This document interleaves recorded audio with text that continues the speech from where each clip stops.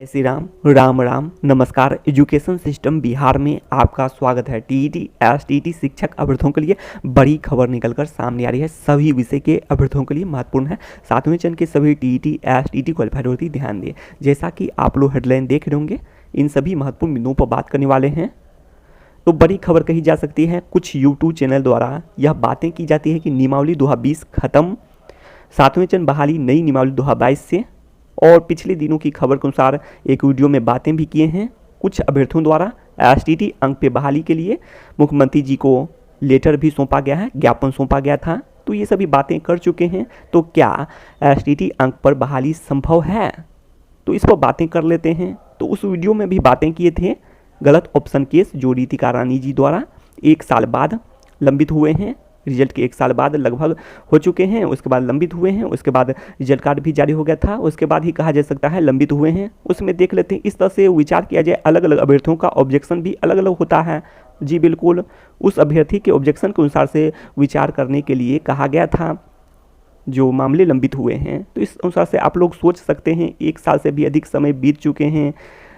तो एसटीईटी अंक पे बहाली हो और बीएसईबी अध्यक्ष बार बार याचिका के अनुसार विचार करने लगे, फाइनल आंसर की को अपडेट बार बार करने लगे 1 साल के बाद, तो कई मामले लंबित हो जाएंगे। तो इस अनुसार से विचार किया जाए तो शिक्षा मंत्री जी जैसे बोले हैं कि मेरिट लिस्ट और नोट इन मेरिट लिस्ट को अर्थहीन समझा जाए, अर्थात एसटीईटी अंक को अर्थहीन समझा जाए। तो ये बातें होती हैं तो विवाद नहीं हो सकता है।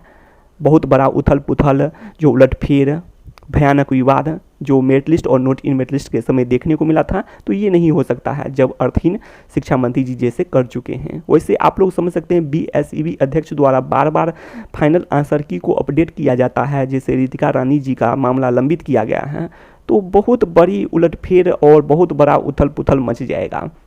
1 साल से अधिक समय बीत चुके हैं, जबकि उसमें भी बताए हुए हैं कि दिया गया था कि कोई भी सूचना आरटीआई के अनुसार 30 दिनों तक में प्राप्त किया जा सकेगा। और उसके अनुसार से विचार किया जाए तो 30 दिनों की जगह पर यदि बीएसईबी और अध्यक्ष द्वारा बात करें तो 21 जून को रिजल्ट 12 मार्च से 21 जून के बीच में दे देना चाहिए, लेकिन नहीं दिया गया।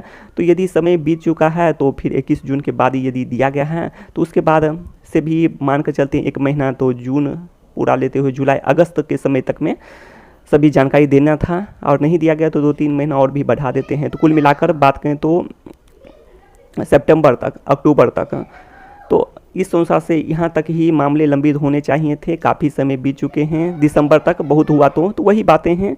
तो इस अनुसार से विचार करें तो खलबली मचाने वाली बातें हैं। तो ये इस अनुसार से एसटीईटी अंक को अर्थहीन, जैसे शिक्षा मंत्री जी बोल चुके हैं, merit list note in merit list अर्थहीन समझा जाए, तो इसी अनुसार से विवाद नहीं हो सकता है। वैसे बड़ी खलबली मचने की संभावना दिखती है यदि बीएसईबी अध्यक्ष फाइनल आंसर की को बार बार अपडेट करता रहे तो। धन्यवाद।